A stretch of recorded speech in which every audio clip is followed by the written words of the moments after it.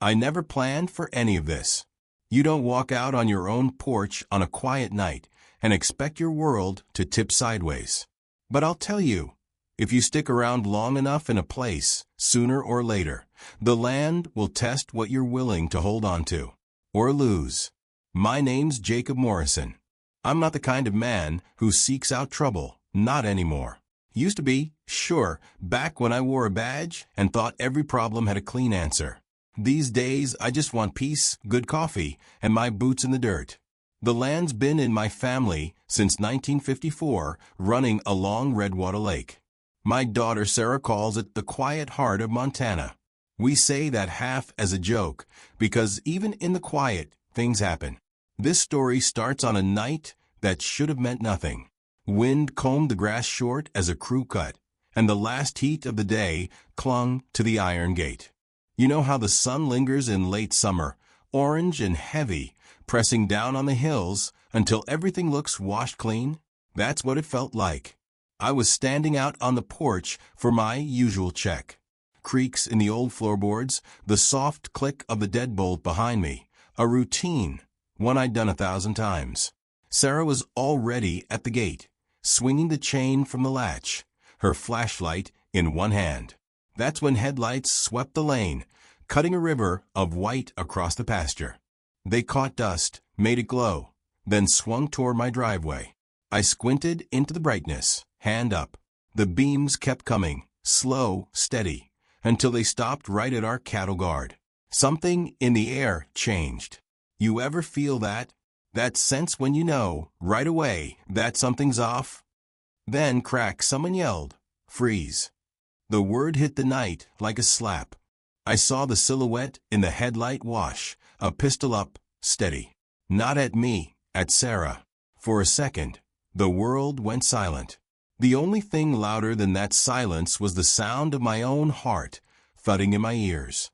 Standing in the gravel was Donald Snipe, the HOA security chief. Boots braced, arms locked out, front sight lined right on my daughter's face. Sarah didn't flinch. That's her all over, calm, sharp, and never giving anything away. Hands open, fingers spread wide, so anyone with sense could see she wasn't a threat. That calm comes from a life spent in rooms with worse men and brighter lights, if you get my meaning. I felt my chest go cold, then hot. I wanted to shout, to rush in, but Sarah's eyes cut to mine and held. She's always been the one with more control. "Holster your weapon," she said, her voice low, even. "You're brandishing on private property." My jaw clenched. "That's my land," I said, voice scraping out rough. "And that's my daughter." The porch light threw an amber ring over the yard, but it was useless against the white glare from those headlights. Donald didn't move. His partner stood nearby, hand hovering on his own holster, unsure if he should draw or run. Sarah, always methodical, reached slowly with one hand into her jacket and flashed her badge, Federal, clear as day. "Special Agent Sarah Morrison," she said, keeping her other hand up where they could see. "Federal law enforcement. You're outside your authority. We have protocols. After-hours entries are documented. You didn't check in. You didn't call." Donald just barked, "Identification."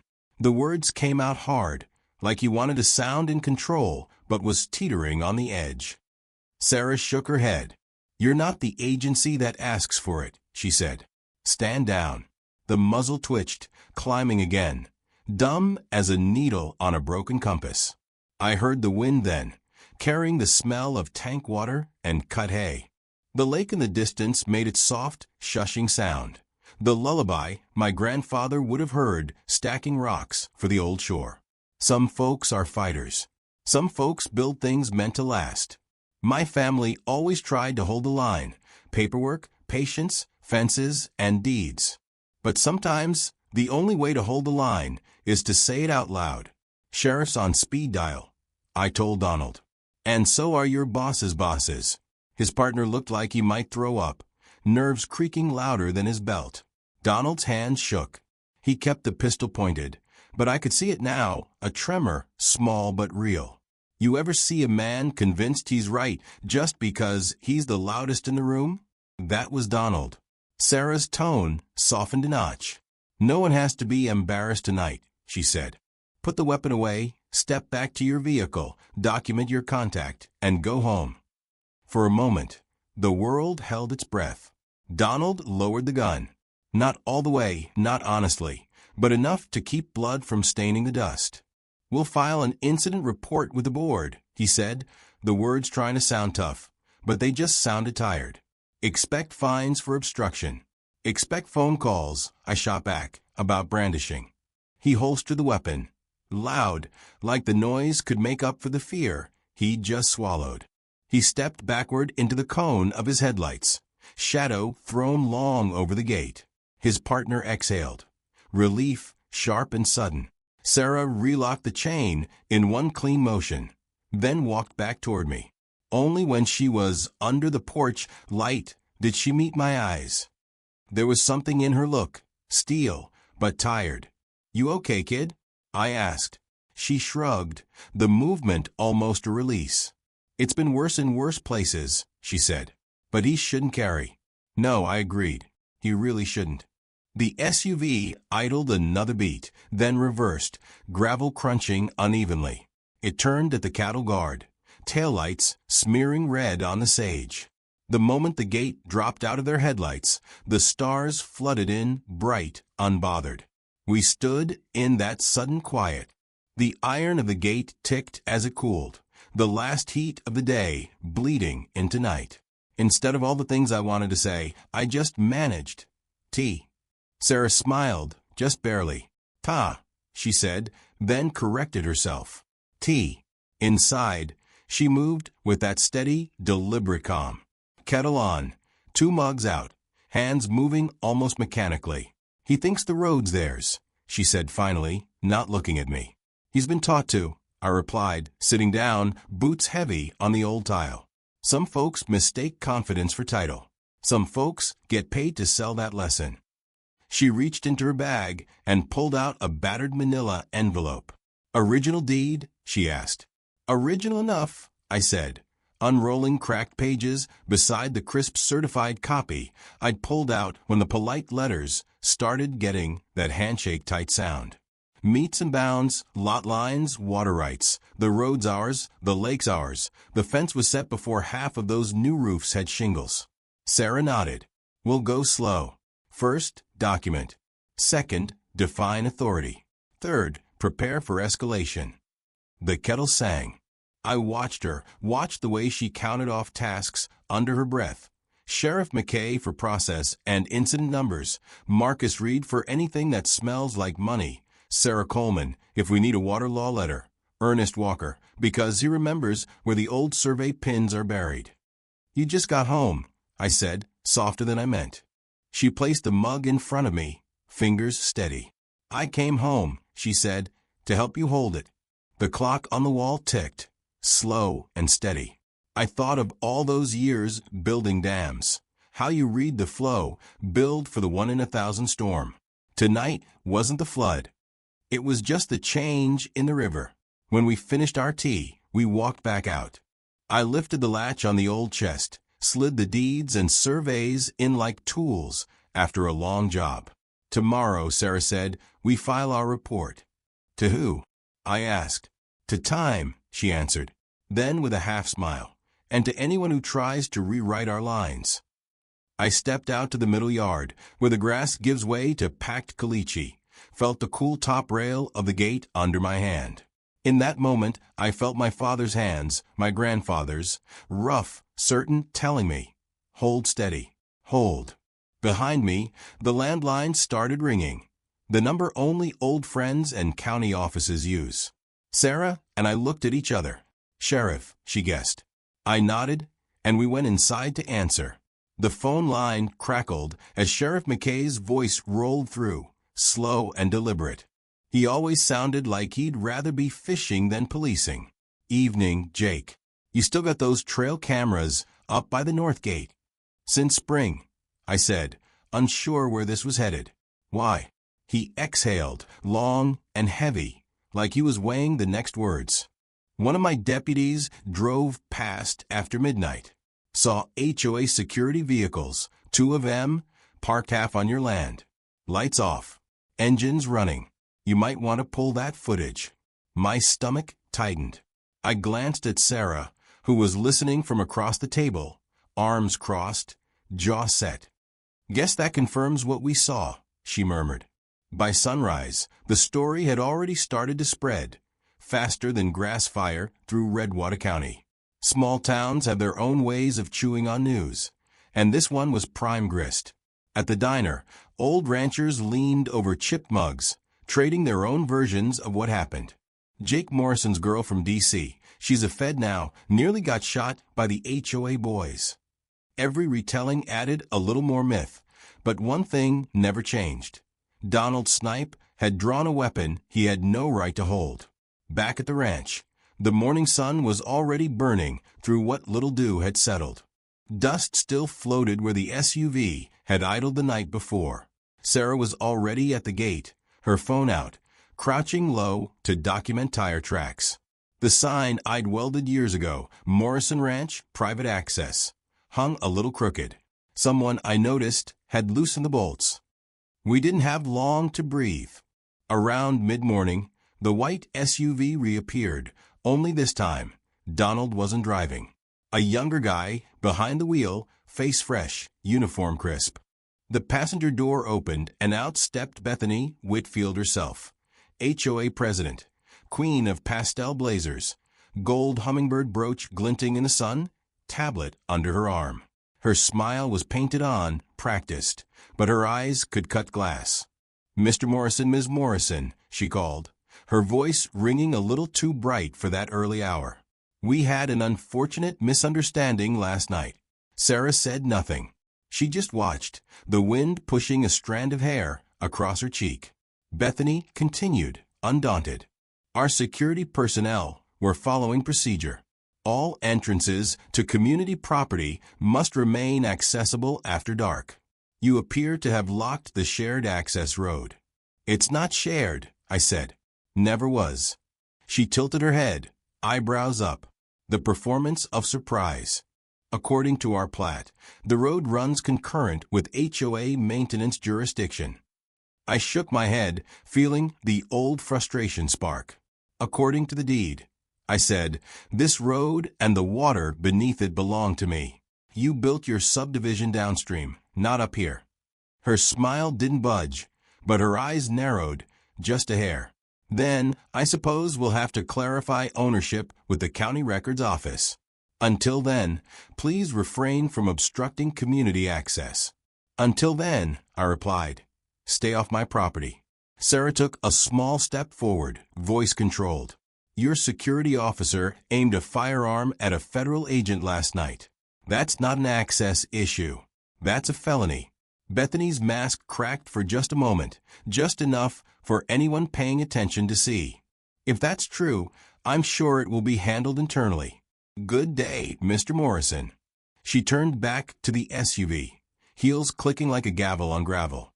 Sarah's jaw was tight as stone. "They're laying groundwork," she said. "Letters, reports, building a story that says we're the problem." Sure enough, by noon, the first letter showed up. Cream-colored stationery, formal, with a signature that looked like it had been stamped by machine, not hand. Bethany Whitfield, HOA president. Obstruction of community access. I read it 3 times, then again, hearing my father's voice from 30 years ago. "They can't take what you can prove you own." Sarah set up shop on the porch, her laptop humming. The rhythm of her fingers over the keys mixed with the low buzz of cicadas. "I'll request the county deeds tomorrow," she said. "We'll need the water rights ledger, too." "Already got the originals," I said, pulling a tin lockbox from under the bench. Old papers yellowed, signatures faded but clear as truth. Sarah scanned each page, phone camera clicking. You could see the story in those lines. 1954, 1971, 1986, all the way up to now. At dusk, we drove into town. The courthouse sat like an old bull on Main Street, sandstone walls catching the last orange light.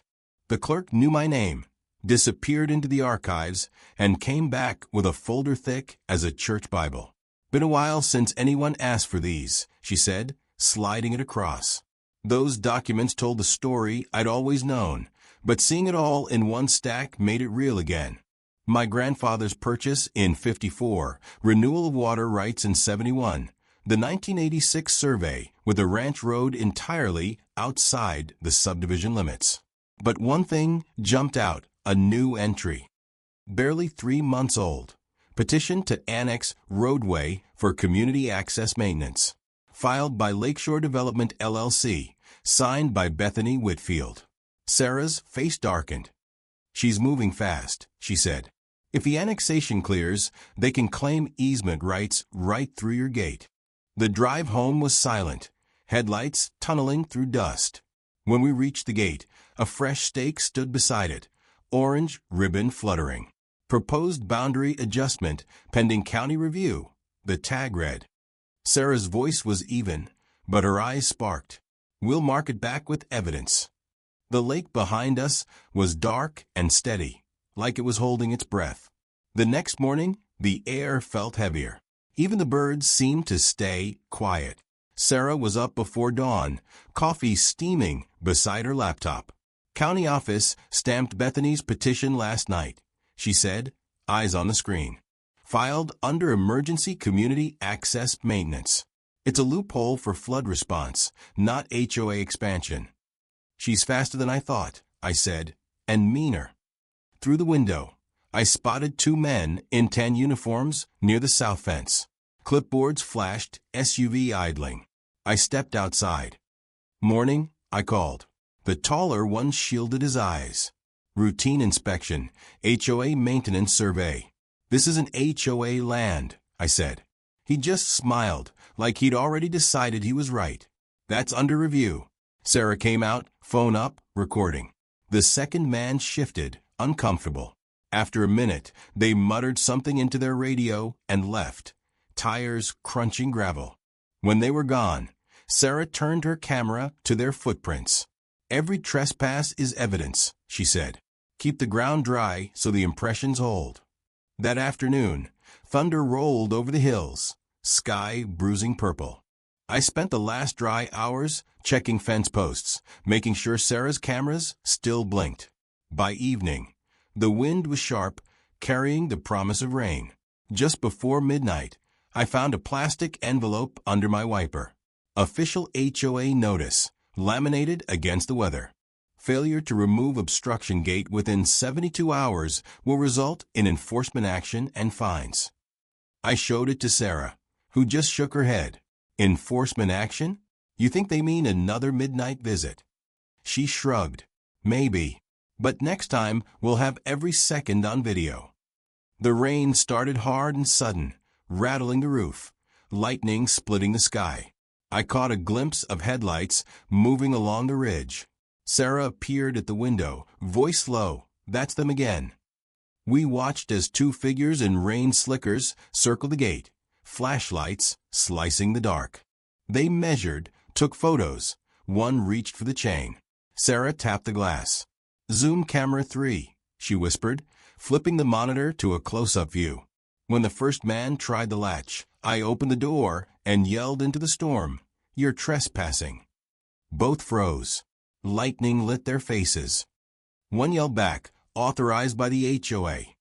"Authorization doesn't override ownership." I shouted, "You step through that gate, you'll answer to the county." They hesitated, then retreated, boots splashing, SUV fishtailing away. Inside, Sarah replayed the footage, frame by frame, each flash of lightning lighting their faces. She leaned back, satisfied. That's the proof we needed. The next morning, a beige sedan waited by the mailbox. Courier car. The woman handed me a thick envelope. Certified mail from Lakeside Pines HOA Legal Affairs. Inside, notice of intent to file injunction for obstructing common access and interfering with authorized personnel. Sarah read over my shoulder, jaw tight. They're setting up a false record, claiming we interfered with official duties. I ran a hand through my hair. Let them file. We'll answer with the truth. She nodded. And more. That afternoon, Sheriff McKay's pickup rolled up. Hat dripping from the rain, he studied the envelope. Then the still frame Sarah had printed. 2 guards at our gate, hands on the chain. I know one of these boys, he said. Donald's cousin worked security out in Culta Springs before he got booted for aggressive conduct. Will the county take this? I asked. He nodded. With a sworn statement and the footage, yes. But Bethany's got friends on the zoning board. You'll need every bit of proof you can stack. Sarah nodded. Then we keep stacking. By sunset, the rain eased, leaving the world washed clean and smelling of sage. Sarah and I walked the property line, sky bleeding gold behind the hills. She stopped by the gate, crouched to tighten the padlock. They'll come back, she said, her voice almost a whisper. I know. I watched her, wishing I could promise it'd be over soon. She looked up, eyes steady. Then we'll be ready. The wind bent the tall grass, the wire hummed. Somewhere far off, an engine turned over. I stood and waited until the sound faded, then looked out over the lake, its surface smooth again. No headlights, no ripples, just a reflection of stars. We stood there a long time, quiet. The kind of quiet that comes right before something big finally gives. I didn't sleep much that night. When the wind finally died and the clouds drifted off, the house felt too quiet, like everything was waiting for the next shoe to drop. In a place like this, silence has its own weight. I lay awake, listening for every sound. The tick of the wall clock, the creak of the beams, the distant splash of a heron in the lake. Sarah must have sensed it too, because she was already at the kitchen table when I got up, laptop open, thermos steaming. She'd started building an evidence file, photos, letters, scanned deeds, and now, time-stamped video clips. You think Bethany'll risk sending them again? I asked, pouring myself a mug. She doesn't have to, Sarah said. Not when she has paperwork and money. The next attack will come by envelope. She was right. When we checked the mailbox later, a new letter waited. Notice of administrative hearing. Alleged violation of community easement access. The hearing was set for Friday, 3 days away. It wasn't a threat, not exactly, but it meant they were moving fast, trying to get the county on their side before we could stack enough evidence. That afternoon, Sheriff McKay stopped by, radio mumbling static from his patrol truck. Morning, Jake, he said, stepping onto the porch. Heard the HOA's planning some kind of internal meeting. You might want to record whatever you can this week. I sipped my coffee, feeling the old irritation flicker back. I thought you said they were bluffing. He shrugged, looking tired. They were, until someone at county zoning signed their petition. That puts your access road in limbo. Technically public, technically private. Dangerous ground. Sarah came out, thick folder in her arms, full of printouts. Then we need to show the chain of ownership. Everything from 1954 to now. McKay nodded. And you'll need witnesses, folks who remember the road before the development. Like Ernest Walker. Ernest lived a mile downriver, right at the edge of what used to be open grazing before the HOA fences went up. That evening, I drove out there while Sarah kept working, trying to sync the security footage with county timestamps. Ernest's place smelled like rain and cut hay, the kind of scent that settles in your bones. He was sitting on a paint-chipped bench, sharpening a spade. Heard about the trouble, he said as I climbed out. Didn't take long, did it? Long enough for them to start rewriting maps, I replied, and sat next to him. He snorted, not quite a laugh. Bet's been rewriting this valley since her husband bought that first parcel. She's got friends in county offices, lawyers in Bozeman, and a mean sense of entitlement. But she's not the first to think she could change the river. He handed me a battered folder, old survey papers, edges brown, pages thin as onion skin. These are copies of the original water rights documents. My daddy helped file them back when the Bureau ran the dam project. Shows clear as daylight where the boundaries fall. I thumbed through the sheets. Faded ink, But you could still read it. Morrison Ranch, exclusive control of the upstream waterway and access road for maintenance. Signed by my grandfather. Stamped by the county engineer. Thank you, Ernest, I said, voice a little rough. He shook his head, leaning on the spade. Don't thank me yet. Beth's got a way of twisting truth until it sounds like policy. When I got back, Sarah was still surrounded by laptops and legal pads, highlighter cap between her teeth. You find what we need, she asked. Better, I said, spreading out the documents. The original rights, filed before her HOA even existed. Her eyes narrowed, that tactical focus I recognized from her old field assignments. Then we can trace the fraud. She ran the HOA security company name through a federal registry. Guess who owns it, she asked. I frowned. Beth's husband. She shook her head. Close. Her brother-in-law, under a Shell LLC out of Delaware. Same address listed on 3 different contracts. Inflated costs, padded hours. If Marcus gets involved, it's a federal violation. She pulled out her phone and dialed. Agent Reed, it's Sarah. I've got something for you. HOA funds being funneled through a related party contractor. The paper trail looks dirty. Tomorrow morning, we'll have the files ready. After she hung up, I leaned against the counter, trying to catch my breath. You sure you want to bring in the feds already? She looked at me, voice quiet. They pointed a gun at a federal officer, Dad. Now we make sure it's not just about that one guard. It's about every dime they stole behind those fences. The next morning dawned blue and clear, the kind of day that feels too normal, too calm. I made my way to the post office, found a small unmarked envelope in the box. Inside were photocopied ledger pages, columns of figures, dates, check numbers. No sender. Sarah pored over them under the kitchen light. Anonymous whistleblower, she said, or someone inside the HOA getting nervous. She spread the pages out across the table, marking company names that matched Bethany's filings. It was all there. Payments looping through accounts, inflated costs, duplicate invoices.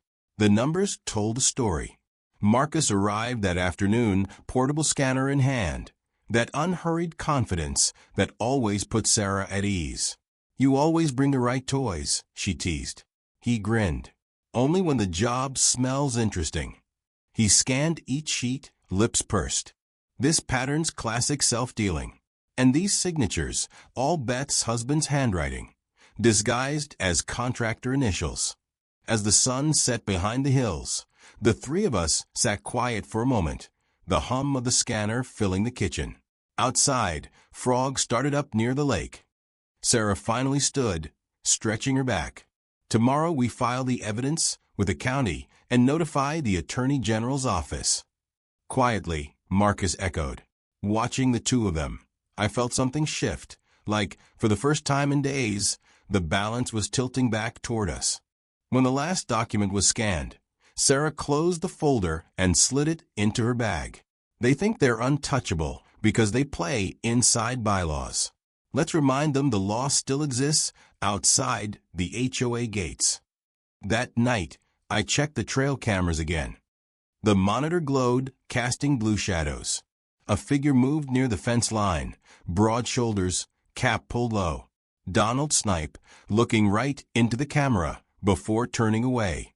The timestamp read 2:47 a.m. I saved the clip, shut down the monitor, and stood for a long time by the window. The wind outside carried the faint sound of the gate chain, slow, rhythmic, like breathing. Somewhere out there in the dark was everything we needed to finally crack this dam wide open. The next morning, the ranch felt tense, like even the birds were holding their breath. Sarah came in from a run, cheeks flushed, ponytail swinging. Clubhouse meetings tonight, she said, flipping open her laptop. They'll try to formalize their new inspection rule. If they're rewriting the rules, we need to see them do it. I hadn't planned on attending. Last time I went to one of those HOA meetings, I left with a headache and a renewed appreciation for solitude. But this time, it felt different, like it was our line they were about to cross for good. We drove down the valley as the sun folded itself behind the ridges. The clubhouse sat on a bluff above the lake, windows glowing amber in the dusk. When we stepped inside, conversation stuttered to a stop. Bethany Whitfield stood at the front table, gold pen poised.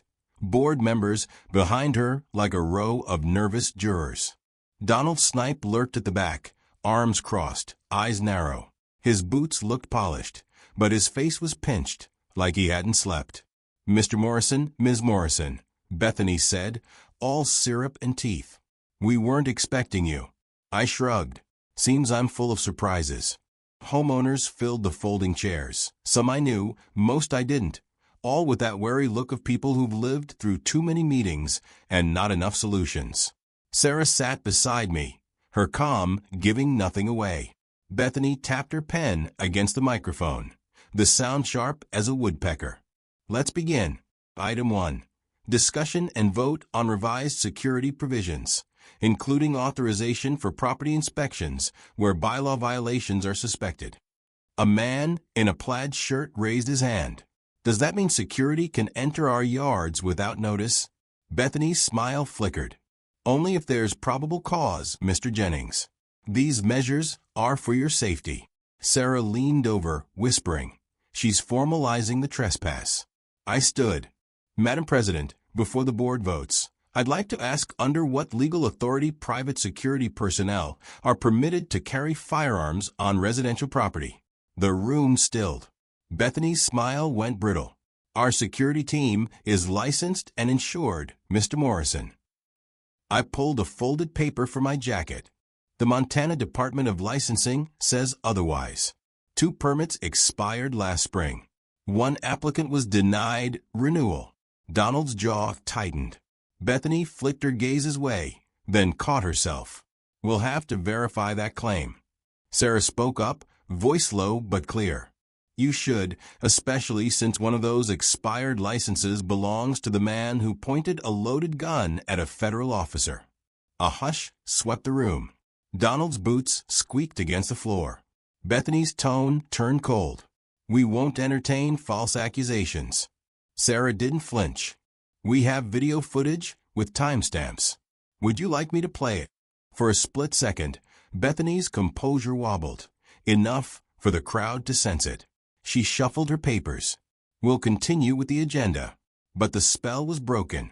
People murmured, shifting, exchanging glances. Sarah whispered, "She's losing control." I nodded, letting her steer the conversation. She'd always been better at this kind of public pressure, where logic had to wear a velvet glove. When she stood again, her words cut through the chatter. "If this association truly values community, it shouldn't hide behind fear or false authority. Transparency builds trust. Abuse of power destroys it." Hesitant applause grew until even the board members looked uneasy. Bethany tried to rein it in, but her authority felt thin, like the air before a thunderstorm. After the meeting adjourned, Donald was waiting by the exit. "You think you can walk in here and humiliate me?" he muttered. Sarah met his glare, steady.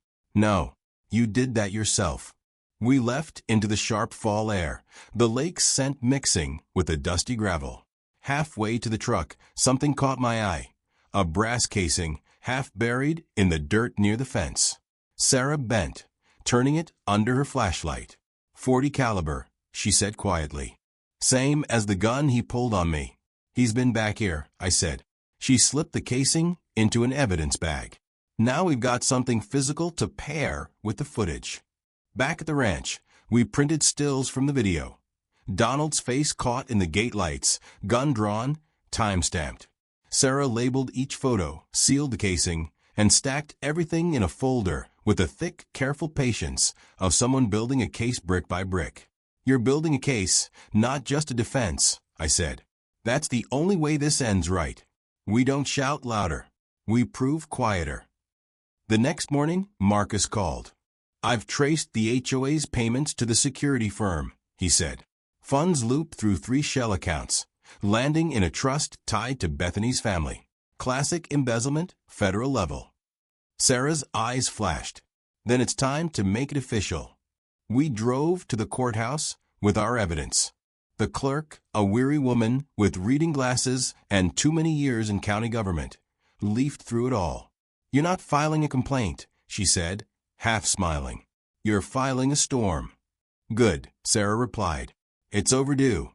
That night, clouds gathered again over Redwater Valley, the kind of thick, restless darkness that promises more than just rain.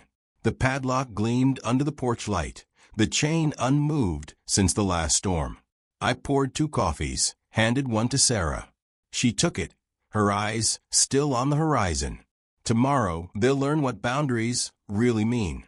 At sunrise, the fog hung low, the hills behind the lake looking like sleeping giants under a wool blanket. The mailman passed by without stopping. Silence, pure and clean, except for the hum in my bones. Around 10, a pickup rolled up the drive. I recognized it, Ernest Walker, my nearest neighbor, a man who'd seen more years on this land than just about anyone. "Jake," he rumbled, stepping out with a thermos and a folder. Heard the board stirring trouble again. I nodded, holding the door. "Coffee." He grinned. "Black." Sarah joined us, tablet under her arm. Ernest watched her a moment, then grinned. "Heard your girl works for the feds now. That true?" Sarah nodded, not boasting, just stating.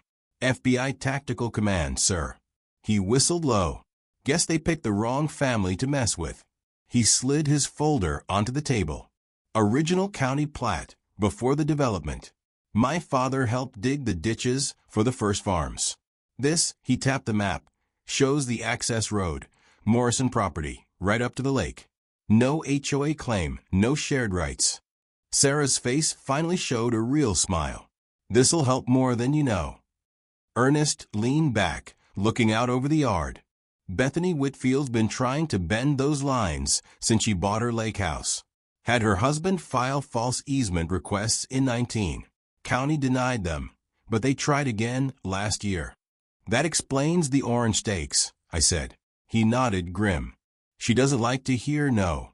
Folks get tired. Fines, gossip, it wears them down. People start thinking peace is worth any price, even their dignity." Sarah folded the map, her voice gentle. "That's how bullies win, not with power, but exhaustion." Later that afternoon, a white Lexus crunched up the lane. Sarah Coleman, my old colleague from the dam project, now a water law attorney. Jeans, blazer, that lawyer's patience you can't fake. "Jake," she said, grinning, "you still keeping that gate chained?" "Tighter than ever." She laughed, then turned serious. "Beth's been sneaking water management rights into her HOA charter. Tiny changes, hoping no one notice. If she'd succeeded, she could have controlled who accessed the lake and the dam's maintenance road. Legal noose, right around your land." I rubbed my temples. So this isn't just about fences anymore. It never was. It's about leverage, property values. Once the HOA controls the road, they claim water easements, bill the state for maintenance. That's where the real money is. Sarah Morrison exhaled. "That's federal fraud territory." Coleman nodded. "Your friend Marcus will have plenty to chew on." We spent the evening mapping everything. Ernest's surveys, Coleman's legal files, Sarah's videos. Our dining table turned war room. When we finished, Ernest tapped his knuckle on the wood. "You've got the truth, but truth doesn't win unless folks believe it. Around here, they believe what Bethany tells them." He stood, stretching his back. "You'll need more than law. You'll need neighbors brave enough to stand up." After he left, Sarah opened the anonymous envelope again, the one with the ledgers. "Whoever sent this risks something. Maybe we're not as alone as it feels." Coleman packed up. "Tomorrow's the emergency board meeting. They'll try to finalize that inspection rule. Be there." "I wouldn't miss it," I said. When the house emptied, I walked down to the gate, dusk swallowing the hills. I ran my hand along the fence post. Same post my father planted 40 years ago. Sarah joined me, camera on her shoulder. "You think they'll back down?" "Not yet. But fear's a fragile weapon. Shine light on it, it melts." She smiled faintly. Then let's bring the floodlights. A gust of wind kicked dust by the gate. Something fluttered from under a loose rock. Sarah bent and picked up a sealed envelope, unmarked. Inside, one flash drive. No note, no handwriting. Just a single word in black marker. Proof. Sarah tucked it in her pocket, voice low. Looks like the ghosts are talking. And for the first time in weeks, I felt something shift. Not fear. Not anger. Hope. The kind you only feel when the dam's about to break. By dawn, the sky above Redwater Valley was a pale orange bruise. Sarah was up already, coffee cold beside her, face lit by laptop glow. She held up the flash drive. It's encrypted, but not professionally. Someone local, probably inside the HOA. I stood behind her, hands on the back of her chair, watching the lines of code flicker by as she typed. Give me a second, her brow furrowed, mouth tight. You could tell she was close. Got it. A folder popped open, scanned invoices, emails, ledger sheets, and at the bottom, a spreadsheet labeled Operating Transfers, Lakeside Pines HOA. We both leaned in. The numbers told it straight. 5 years of financial bleed. Payments routed through a fake maintenance company. Deposits into offshore accounts. Security budgets inflated until the money just evaporated. Bethany's brother-in-law signed almost every transfer. Some signatures matched the same ones on the false contractor form Sarah and Marcus had found. She exhaled, heavy. We've got them. The satisfaction didn't feel like victory, just confirmation that the gut feeling I'd had for years was finally scrawled out in black and white. I reached for my phone. Marcus needs to see this. Sarah nodded, already dialing. He can verify the transactions through federal channels. But before she could finish, the familiar crunch of tires sounded down the drive. A black pickup stopped at the gate. Donald Snipe climbed out, mirrored sunglasses hiding his eyes, his posture all threat and no substance. Another guard waited in the driver's seat, engine running. Sarah's tone didn't change. He's not here for a chat. Donald strode up, waving a folded paper in the air. Notice of violation. Failure to comply with HOA directives. He tossed it over the fence. HA enforcement warning. Your access privileges end at tonight's meeting. I picked up the paper, reading the bold letters at the top. My name, Bethany's signature, blue ink, neat as ever. I shook my head, half amused, half tired. We don't have privileges. We have deeds. Donald sneered, but I caught the crack in his voice. We'll see. He spun around, boots grinding gravel, then drove off. Sarah shook her head, studying the paper. They're desperate. This is panic disguised as power. Marcus showed up an hour later, briefcase thudding onto the kitchen table. That flash drive you got, there's enough here for a federal case. Wire fraud, tax evasion, racketeering. But we need to present it right. What's that mean? I asked, bracing myself. Let them show their hand first. They'll overreach tonight. That's when we drop the evidence. Sarah's eyes flashed with the faintest smile. You always did love a sting. Marcus's grin was all teeth, no humor. Only fun if the guilty don't see it coming. The sun went down fast that evening, the sky going from bruised purple to inky black. The clubhouse lot was full, trucks, SUVs, neighbors in their best shirts, some with arms folded, some with notepads, all talking in low, anxious voices. The air inside buzzed with whispered speculation. Bethany was already at the head table, pearls gleaming, voice strong. We have before us a resident who continues to obstruct community safety measures. Tonight, the board will decide appropriate sanctions. Donald lurked at the side wall, face red, eyes darting. I stood slowly, feeling every eye in the room on me. Before you vote, I'd like to ask a question. How exactly are community safety funds being spent? Bethany didn't blink. On security, maintenance, and administrative services, as specified by the bylaws. Sarah stepped forward, laptop case in hand. Then you won't mind if we share a breakdown of those expenses. From the front row, Marcus, disguised in a plain jacket, looking like any other bored homeowner, gave a small nod. Sarah connected her laptop to the projector. The screen behind Bethany flickered to life. Wire transfers, company names, account numbers, a trail of money twisting like roots under the HOA's feet. Sarah spoke calmly. This is where your fees actually go. Offshore accounts, fraudulent contractors, personal purchases billed to HOA expenses. A hush swept the room. Bethany's face drained of color. This is outrageous. You're trespassing on private records. Marcus rose and flashed a small badge. Federal jurisdiction overrides your privacy, ma'am. Gasps. Donald shuffled, sweating. I moved to the front, laying down Ernest's old survey maps and Coleman's water rights documents. And while we're at it, here's proof the road and lake access never belonged to this HOA. You've been trespassing for years. The crowd erupted. Voices, questions, people standing up, confusion and anger mixing into a low thunder. Sarah remained still, calm, hands folded. Bethany's eyes darted for help, but the board members just looked at their shoes. You're finished, Sarah said softly. Bethany slammed the gavel. This meeting is adjourned. Not yet, Marcus said. You'll want to see the final page. He advanced the projector. A scanned email from Bethany to her brother-in-law. Subject line, keep Morrison under pressure. Spelling out payment instructions for security incentives. Donald blurted, That's not what it looks like. It's exactly what it looks like, Sarah replied. Sheriff McKay, standing by the doorway, finally stepped forward. Mrs. Whitfield, I think it's time you and Mr. Snipe come with me. Bethany's voice trembled, but she tried to keep control. You have no right. McKay's eyes were flat as a shovel blade. You'd be surprised what the law allows when truth hits daylight. He led them out, the room buzzing. Some people relieved, others stunned.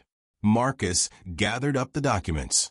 This goes to the county prosecutor first thing tomorrow. They won't wiggle out of it. Outside, the lake was nothing but a black mirror.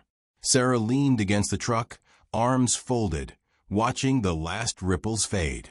Feels like it's over, I said, rubbing my neck. Not quite, she answered. They'll fight it in court. But tonight we change the tide. I let that settle as I watched the clubhouse lights flicker through the trees. The wind picked up, carrying the faint scent of rain and cedar and something else, relief, maybe, or just the sense that, for the first time in weeks, we'd finally forced the truth into the open. We drove home in silence, gravel popping under the tires. The headlights caught the old sign, Morrison Ranch, private access. It looked more real than ever. I stopped the truck for a moment, engine idling, and just sat there. Sometimes, after a fight, you need a quiet minute to let yourself believe you made it through. Sarah looked over, tired but steady. We did what we came to do. But it's not over, Dad. Not for them. Not for us. She was right. But as I walked up to the house, the land felt lighter, like it was finally breathing again. By the next morning, the fallout had begun. The so-called HOA scandal at Lakeside exploded through Redwater County. Screenshots, meeting clips, and Sarah's video of Donald's gun all spreading faster than a prairie fire. Even the local radio station was talking about it by noon. The phone rang off the hook. Some neighbors apologized. Some wanted to know where to stand, which way the wind was blowing. Same as always, folks rarely care who's right, just who's left standing. Marcus pulled up that afternoon, looking about 10 years older than the day before, jacket slung over one shoulder, tie on. County prosecutor's office is swamped. They're forwarding evidence to the state attorney. Bethany's lawyer is already filing motions to suppress, stall, delay, anything to buy time. Sarah just crossed her arms. We expected that. Marcus's voice dropped. They're also blaming Donald, calling him a rogue contractor acting alone. My jaw clenched. That's not just cowardice. That's strategy. Exactly, Marcus said. They're isolating him, cutting him loose. so the rest can claim ignorance. If Donald flips, the board collapses. If he keeps quiet, they buy time. That evening, a new note appeared on our gate. Handwritten, no logo. You made a mistake. Sarah folded it into a plastic bag. Intimidation, she said. Weak men always whisper when they lose their megaphone. Next day was the emergency HOA assembly. Judge Ramirez himself showed up, rain still on his coat. The community center was packed wall-to-wall, neighbors, a few reporters. Plenty of faces I'd only ever seen in the grocery store. Bethany sat up front, pale but chin high. Donald's chair was empty. The judge opened quietly. This isn't about gossip. It's about governance, property law, and accountability. Bethany stood, started to protest, but he cut her off. You'll get your turn. Sarah and I stood together when the floor opened. I took the mic, heart pounding. I came here for peace. Paid my dues, followed the rules.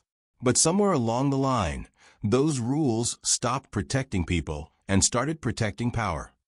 I let that hang in the air, meeting eyes all across the room. Sarah spoke, calm and clear. We have documented evidence of financial misconduct, falsified permits, and the misuse of homeowner funds. But it's not just about money. It's about intimidation, trespassing, threats. She played the video, Donald's gun, the flash of fear, the proof. Bethany tried to bluster, called it tampered, claimed it was a violation of privacy. But Sheriff McKay stepped in. We verified the metadata, clean as the day it was recorded. Truth's been staring you in the face for months. The crowd buzzed, anger and shame in equal parts. Marcus held up a printed email, Bethany's digital signature, instructing Donald to enforce property compliance at any cost. Judge Ramirez shook his head. The evidence is overwhelming. You and your board abuse your authority for personal gain. Effective immediately, the HOA's leadership is suspended. A provisional committee will operate under county oversight. Further charges are pending. The gavel fell. Bethany swayed, clutching the table. Her voice just a whisper. You can't just erase me. I built this place. Sarah's voice was soft, but it cut. No, you built walls. Now you'll see who lived outside them. Outside, rain started falling again, steady, cold, the kind that soaks you to the bone. Neighbors filed out quiet. Ernest shook my hand, said, Knew you'd bring it back to level, Jake. I stood in the rain a minute, breathing in the scent of wet pine and justice, Sarah by my side. It's not finished, she said, rain running down her face. But it's turning. That was all I needed. Turning's good enough for now. Let the current do the rest. The rain kept falling, washing the last of the dust from the ranch road. As we drove home, the headlights caught water running clear through the ditches. For the first time in months, the land felt lighter, almost like it was grateful. 2 mornings later, Sarah found a folded notice on our door, weighed down by a river stone. Not from the HOA, county seal at the top. Bethany's filed a counterclaim. Sarah read, defamation, unlawful interference with corporate governance. I took the paper. She's still fighting. She always was. People like her don't quit. They pivot. The trial was sooner than I'd hoped. The courthouse felt smaller than I remembered, full of faces, all wanting to see what came next. Judge Ramirez presided, heavy-eyed, lines deeper than last time. Sarah sat beside Marcus, folders stacked like a rampart. Bethany, without her board behind her, looked smaller, but still wore that mask, queen without a kingdom. Her lawyer tried the usual tune. My client acted in good faith. These allegations are exaggerated, driven by vendetta. Marcus answered with the ledgers, the emails, the offshore accounts. Sarah read every wire transfer, every forged permit, every self-dealing payment. Bethany's attorney objected, but the judge waved him off. Continue, Agent Morrison. Marcus produced the deed maps. Proof the Morrison family's ownership predates the HOA by 30 years. Their road, their lake access, their water rights, all confirmed. Then Marcus handed over a new envelope. Arrived yesterday. Anonymous submission. Payroll checks from Lakeside Security Services, signed by Bethany Whitfield, the same firm she claimed was independent. Judge Ramirez peered over his glasses. Mrs. Whitfield, care to explain why you were signing paychecks for a company you claimed you didn't control? Bethany's voice finally cracked. Procedural oversight. My husband handled. Marcus interrupted, gentle but sharp. Your husband's name isn't on these accounts. Yours is. And those accounts link to the diverted HOA funds. The gallery buzzed. Ernest, in the back row, nodded to himself. Judge Ramirez's voice was final. The evidence is sufficient. The court finds probable cause for referral to state prosecution. Embezzlement, fraud, illegal intimidation under community statutes. Bethany just sat silent. Her lawyer leaned in, whispering. Ramirez turned to me. Mr. Morrison, this court upholds your exclusive ownership of the access road, lake boundary, and associated water rights. The HOA's jurisdiction ends at your fence. The injunction is null and void. I let out a breath I'd been holding for months. Met Sarah's eyes, no smile, just relief, hard-earned and real. Outside, sunlight finally broke through the clouds. Sarah answered a few questions for the reporters, then just said, the record speaks for itself. We drove home, the gravel road shining wet in the afternoon. At the gate, I stopped, stepped out, and let the silence sink in. The air smelled of sage, iron, and a kind of peace. Sarah came out to stand beside me. It's over. Almost. Paper takes time. Justice does, too. Down by the lake, the water was full and clean. Marcus called that evening. Bethany's assets are frozen. If she cooperates, she'll avoid federal time. I don't care if she ever spends a night in a cell, I said. I just want this land left alone. He laughed. Then you got what you wanted. Maybe a little more. Sarah and I stood on the porch, sun fading to violet behind the ridges. Funny thing about floods, she said. They destroy, but sometimes they wash away exactly what needs to go. Boundaries matter, I said. She nodded. Now everyone knows it.